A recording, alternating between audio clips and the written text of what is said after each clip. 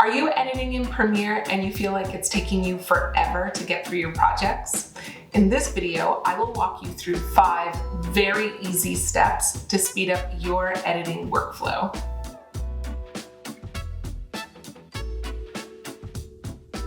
Hey y'all, welcome. My name is Adrienne. If this is your first video of mine, then welcome. I'm so glad you're here. I make tutorials on video editing. You, as the editor, have a wide range of control over your personal editing workflow. There are some people who use pretty much exclusively the mouse in order to click, drag, and drop through their editing process. And then on the other extreme, you have people who pretty much exclusively use keyboard shortcuts. And then of course, there are some people in the middle who use a combination of keyboard shortcuts and the mouse. And then there are those of you who even like to edit with a stylus. I am not one of you.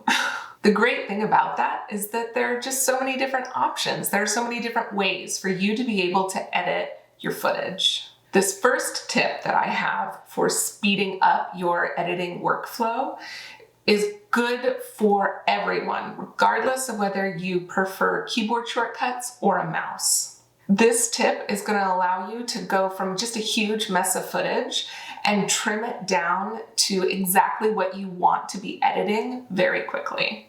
And it's simply using keyboard shortcuts to trim your tops and tails.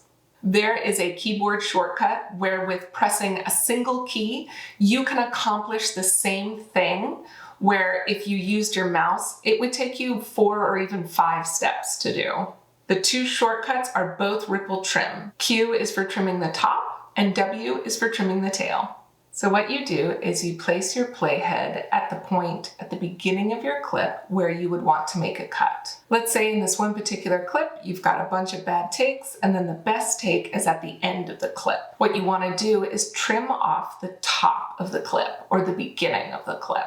So place your playhead at that point and hit Q on your keyboard. What this does is it deletes everything from the location of your playhead left to the beginning of your clip. And then it also will ripple delete, so it moves all of your footage to the left, so you don't wind up with a gap there on your timeline that you have to remember to close later. Then, let's say you did this great take, and then you left a bit of air at the end of your clip. So you want to trim your tail or trim the end of your clip. So again, place your playhead at that point on the clip and then hit the W key. This does the same thing. It makes a cut from the point of the playhead and deletes everything to the right of that point, the end of your clip. It also ripple deletes, so it moves all of the footage to the left and closes that gap for you. The next tip is dropping your playback quality. This is going to apply to those of you who are working on maybe a less powerful machine, or you have footage that's really high quality from professional grade cameras, or maybe you just have a metric shit ton of footage and it's really bogging down Premiere. Lowering the playback quality is going to relieve some of the stress on your machine so that Premiere can just function more efficiently, it can move more quickly, and then your editing is faster. At the bottom of the program monitor, you can see this drop-down menu, and this is where you change the quality of the playback. Currently, it's set to full, but you can see that if you drop it down to something like a quarter, the playback isn't quite as crisp. But that's the point. Now Premiere doesn't have to spend time fully rendering your clips, and so it's going to respond more quickly to your editing.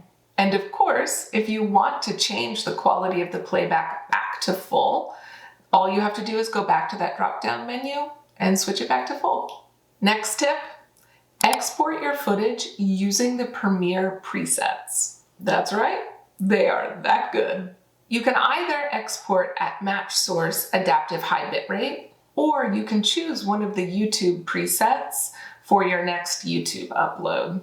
Adobe did a great job determining the best settings that you need for your export for a whole bunch of different platforms. Tip number 4 is to use adjustment layers. What is an adjustment layer, you may ask? It's this really cool feature that Premiere has that I don't think a lot of other editing software has. And so because of that, you may not use it, or I don't know, you may not even know it's there. Again, this is a feature that you can use if Premiere is starting to get bogged down and needs more power for you to be able to edit more quickly. Go to your project panel, new item, adjustment layer. Now drag this clip onto your timeline above the clips that are already there, and you will see nothing. An adjustment layer is transparent, but you can apply effects like color grading to that adjustment layer, and then it will impact the clips that are below it on your timeline. So let's say that you have a lot of really high resolution footage, you have a lot of footage, and you're editing in Premiere.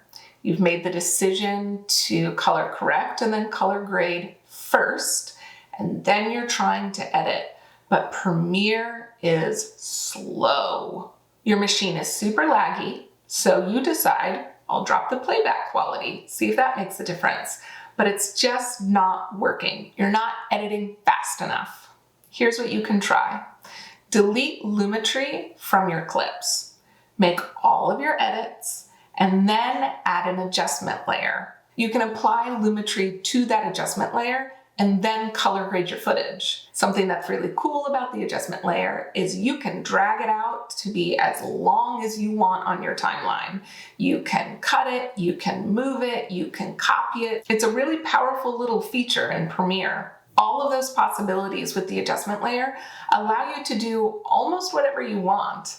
You can apply effects to your entire video. You could only do it to certain clips. You could make effects apply to only one camera angle, whatever you want. It's a really powerful tool that will wind up saving you a lot of time. The last tip is to save your effects as a preset. Something like this matters if you're going to be filming the same kinds of videos over and over. Hello. Or spending time creating effects or color grading that you're going to want to be able to apply in multiple places in one video, or even save to be able to use in future projects. If you aren't leveraging this feature, start now. It will save you a ton of time. I have gone ahead and color graded this footage. You can see that Lumetri is here in the effects panel. Once you're happy with your color grade, right-click on that effect and hit Save Preset. Give it a name, hit OK, and it'll be saved down in your effects panel. Doing something like this can help you in so many different ways. If you've made a size adjustment that you want to apply in multiple places, let's say you want to do something like a picture-in-picture effect, or, as I just showed you, with color grading. And that's it for me. Those are 5 easy tips that you can start implementing now, and they're gonna save you a ton of time when you edit. If you have any more tips, please don't keep it a secret. Leave a comment below. Subscribe if you'd like to see more, and I'll see you in the next one.